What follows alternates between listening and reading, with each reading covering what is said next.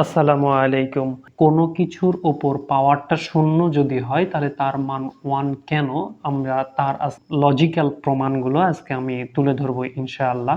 আজকে আমরা প্রমাণটা একটু চলো দেখি যে কোনো কিছুর উপর পাওয়ারটা শূন্য হয় কেন? শূন্য হলে 1 হয় কেন? আমরা জানি যে a এর উপর যদি 0 হয় তা 1, 2 এর উপর 0 হলে 1, 5 এর উপর 0 হলেও 1, এরকম সামথিং কোনো কিছুর উপর যদি পাওয়ারটা 0 হয় তাহলে এটা হয় কি 1। এটা কেন 1 হয় আজকে আমরা তার লজিক্যাল প্রমাণটাই আমরা দেখব। ধরে নাও যে তোমার 5 এর উপরে হচ্ছে 4 পাওয়ার, অর্থাৎ বোঝাচ্ছে কি এখানে হচ্ছে কয়টা আছে, 4টা 5 আছে, তাই না? যদি 4টা 5, তাহলে 4টা 5 গুণ করলে হয় হচ্ছে 625। এবার একটু ভাবি, এবার এখানে 3টা 5, তাহলে 5 গুণ 5 গুণ 5, তাহলে কত আসতেছে 125। অনুরূপভাবে আবারও তাহলে কয়টা হয়, 5 গুণ 5 ইকুয়াল টু হচ্ছে 25। এবার একটু লক্ষ্য করো 1, তার মানে কি একটাই 5। এবার কোনো কিছুর উপর পাওয়ার, এবার এটা কত আসবে সেটা এখন মূলত আমরা বের করব। একটা জিনিস আমরা লক্ষ্য করি, এখানে 4টা যখন হচ্ছে 5 আমরা গুণ করছি তখন হয়েছে 625, তাই না? এবার আমরা যেহেতু 5-এর পাওয়ারের হিসাবটা করতেছি, তাই এবার এটাকে আমরা যদি 5 দিয়ে যদি আমরা ভাগ করি, অর্থাৎ 625কে যদি আমরা 5 দিয়ে ভাগ করি তাহলে দেখো 125, মানে তুমি এটা পাচ্ছ। ক্লিয়ার? আবার একটু লক্ষ্য করো, এবার 125কেও যদি আমরা 5 দিয়ে ভাগ করি 25 পাই। ক্লিয়ার?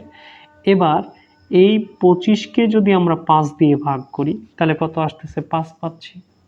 অনুরূপভাবে এবার একটু চিন্তা করো, প্রত্যেকটাকে 5 দিয়ে ভাগ করলে কিন্তু পরেরটাই পাচ্ছি আমরা, তাই না? তাহলে অনুরূপভাবে এবার এই 5কে যদি আমরা ভাগ করি 5 দিয়ে তাহলে কত পাবো বলো তো? কি 1 হচ্ছে না? 1 হয়তো। ক্লিয়ার? এবার আরেকটা জিনিস একটু লক্ষ্য করো তোমরা, যে পাওয়ারগুলো কিন্তু প্রত্যেকটা একটা একটা করে কমতে কমতে আসছে 0, তাহলে পরেরটাতে কত হয় একটু দেখো। একটা কথা আমাদের অবশ্যই মনে রাখা উচিত যে অঙ্কের কিন্তু প্রত্যেকটা ধারাবাহিকতা বজায় রাখা হয়। দেখো প্রথমে 4টা পাওয়ার, তারপরে 3টা, একটা করে কমতেছে, 2টা, 1টা, 0, তাহলে তার পরেরটা কত হওয়া উচিত? মানে 0 থেকে 1 মাইনাস করলে কত হবে? -1 এটা হবে, তাই না? তাহলে একইভাবে এবার যদি বলো তো এই 1কে যদি আমি 5 দিয়ে ভাগ করি তাহলে কত হবে? 1 ডিভাইডেড বাই কি 5 না? তার মানে কি এটাও তাই। আমি কি বিষয়টা বুঝাতে পারছি? অনুরূপভাবে আবারও যদি আমরা দেখতে চাই যে এবার মনে করো তাহলে 5-এর উপর ইনভার্স 2 যদি থাকে তাহলে এবার এটাকেও যদি আমরা 5 দিয়ে ভাগ করি, অর্থাৎ এই যে 1/5, তাকে ভাগ করব কয় দিয়ে? 5 দিয়ে, তাই না?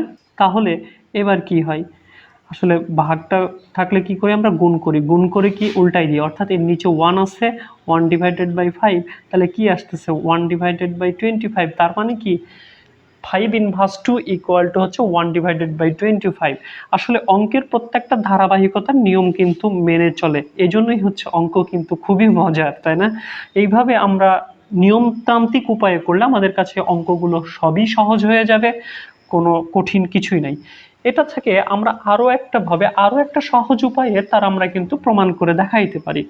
ধরে নাও যে তোমার হচ্ছে 3 এর উপরে হচ্ছে 0 আছে, অর্থাৎ কথাটা হচ্ছে আমি যদি ধরি যে x মাইনাস এক্স, অর্থাৎ x থেকে যদি আমি x কে মাইনাস করি তাহলে কি হয়? 0 হয়। ক্লিয়ার?